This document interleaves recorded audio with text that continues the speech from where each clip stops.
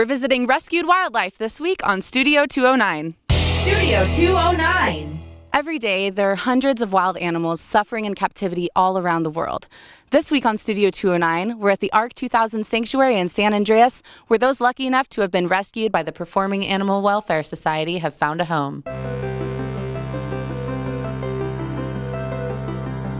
Pat Derby and I started this back in 1984. We started an organization called PAWS, but we never really planned on having a sanctuary. But as soon as you get your first elephant, whether you think you're going to have a sanctuary or not, you have a sanctuary. 35 years later, how has this place grown and evolved over the years? I think our philosophy has evolved, certainly. We used to be thought of as kind of radical, but I think we're mainstream now. I think most people think circus animals shouldn't exist anymore. They shouldn't drag tigers around in the back of a truck in cages. Elephants shouldn't be chained up in the back of a circus train, and nobody should use a bullhook on them anymore. People want you to think the animals are having fun when they're performing, but I think over the 35 years, we've been able to give people a different perspective. Behind me are two African elephants, Mara and Tika. They're 39 years old. Mara was rescued from San Jose, a zoo in San Jose, and Tika was rescued from Canada. So she's happy to be here in the California sunshine at PAWS.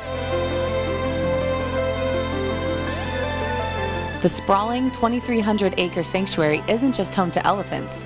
Other performing animals, like bears and tigers, also call San Andreas home. So behind me right now is Kim. She lives in this enclosure with Claire and Roy. They were rescued 16 years ago from New Hampshire when they were scheduled to be sent out and be kept as pets.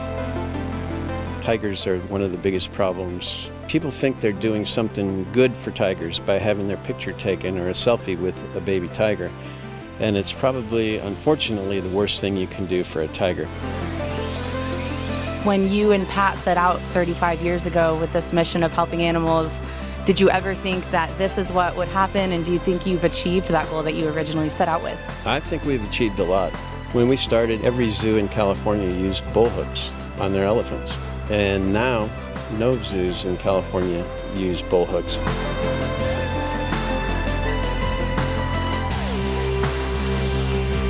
If you're watching this video and you want to help some of these animals, tigers, bears, come and live here, visit pawsweb.org and make a difference.